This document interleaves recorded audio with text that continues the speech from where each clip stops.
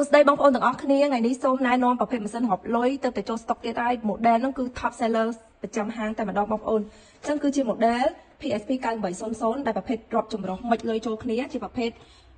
បស់ប្រទេសជប៉ុនបងប្អូនធានាលើគុណភាពនៃការប្រើតែម្ដងអញ្ចឹងខ្ញុំធ្វើការរាប់ឲ្យបងប្អូនមើលចាក់ស្ដែងមិនវិញយើងរាប់លុយដុល្លារតបមករាប់លុយខ្មែរមិនចម្រុះអញ្ចឹងយើងរាប់លុយបានម្ដងបងប្អូនចាអញ្ចឹងបងប្អូនឃើញការរាប់ទៅគឺ smooth ល្អច្បាស់លាស់ត្រឹមត្រូវតែម្ដងហើយយើងអាចភ្ជាប់នឹងម៉ាស៊ីន print តូចនេះសម្រាប់ print receipt ចេញទិន្នន័យចំនួនសរុបទាំងអស់មានបង្ហាញ detail មួយហើយមានចំនួនសរុបទៀតបងប្អូនហើយបងប្អូនចង់ sale ជាមួយនឹងលេខនៅលើលុយនេះក៏បានដែរបងប្អូនណាមិនថាលុយខ្មែរដុល្លារលុយ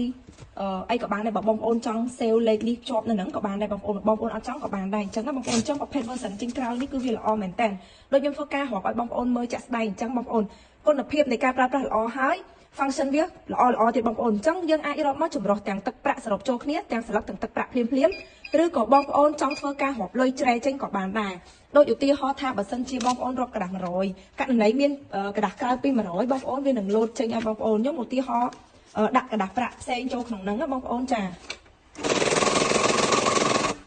អញ្ចឹងលុយកระดาษ$5នេះវាមិនមែនតម្រូវការប្រភេទដូចគ្នាមួយកระดาษ100ទេបងប្អូនអញ្ចឹងបើសិនយើងអត់ទទួលទេវានឹងច្រែលុយដែរយើងអត់ត្រូវការចេញអញ្ចឹងមុខងារនេះវាសំខាន់សម្រាប់បងប្អូនដូចគ្នាបងប្អូនអាចរាប់ចំនួនសន្លឹកធម្មតាបងប្អូនអាចច្រែលុយចេញបងប្អូនអាចចម្រោះលុយចូលគ្នាបានទៀតអញ្ចឹងមុខងារវាមានច្រើនអ្វីដែលពិសេសបងប្អូនគឺវាមានមុខងារជួយចាប់លុយคล้ายផងដែរណាបងប្អូនចំពោះលុយคล้ายលើចរាចរណ៍លើទីផ្សារច្រើនមែនតើមិនថាលុយខ្មែរលុយដុល្លារបងប្អូនសូម្បីតែលុយ50000នេះអីគឺដូចមែនតើជាមួយលុយពិតណាបងប្អូនដូចមែនតើអញ្ចឹងពេលដែលដាក់ចូលម៉ាស៊ីនអត់ទទួលទេ load code error អញ្ចឹងបងប្អូនអត់បារម្ភទេក្នុងការដែលបងប្អូនទទួលលុយពីខ្ញុំមកច្រើនអីបងប្អូនខ្ញុំអាចតេស្តជូនបងប្អូនមើលម្ដងទៀតណាទីហោមកដុំអញ្ចឹងមានលុយคล้ายក្នុងនោះមួយសន្លឹកបងប្អូន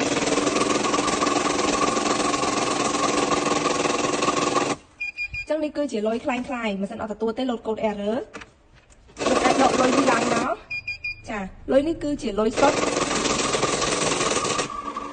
ចាបងប្អូនលុយសុទ្ធអញ្ចឹងវារាប់មកវា smooth ល្អតែម្ដងណាបងប្អូនហើយចំពោះមុខងាររបស់ម៉ាស៊ីនវាមានច្រើនតាក់ទងជាមួយការប្រើប្រាស់ម៉ាស៊ីនប្រភេទស៊េរីក្រោយនេះគឺអាចថាច់នៅលើអេក្រង់ផងចុចនៅលើប៊ូតុងបានផងហើយស៊េរីចេញក្រោយនេះធ្ងន់មែនទែនធន់មាំហើយបងប្អូនកន្លែងធ្លាក់កប៉ៅដែលធ្លាក់លុយចុះមកវាទលាជាងមុនអញ្ចឹងវាងាយស្រួលដែលពេលដែលបងប្អូនដាក់លុយមកច្រើនសន្លឹក200 300សន្លឹកអីវាអត់ឆ្អៀតអត់ធ្វើឲ្យបងប្អូន reject ឬក៏ធ្វើឲ្យពិបាកក្នុងការដែលបងប្អូនដកលុយពិបាកឲ្យខ្ទៀតលុយទៀតអីចេញបងប្អូនគឺធានាឲ្យតែម្ដងលើគុណភាពនៃការប្រើបងប្អូនណាអញ្ចឹងបងប្អូនមួយទៀតនោះយើងអាចរាប់បានទាំងខ្មែរទាំងដុល្លារទាំងបាតក្នុងពេលតែមួយទៀតបងប្អូនអញ្ចឹងមកនេះហើយយើងអាចរាប់ចម្រុះគ្រប់ប្រភេទចូលក្នុងពេលតែមួយទៀតណាបងប្អូនចាអញ្ចឹងយើងអាចចូលមកកន្លែង currency នេះចុច multiអញ្ចឹងបងប្អូនអាចដាក់ទាំងអស់នឹងចូលគ្នាក្នុងពេលតែមួយបានទៀតណា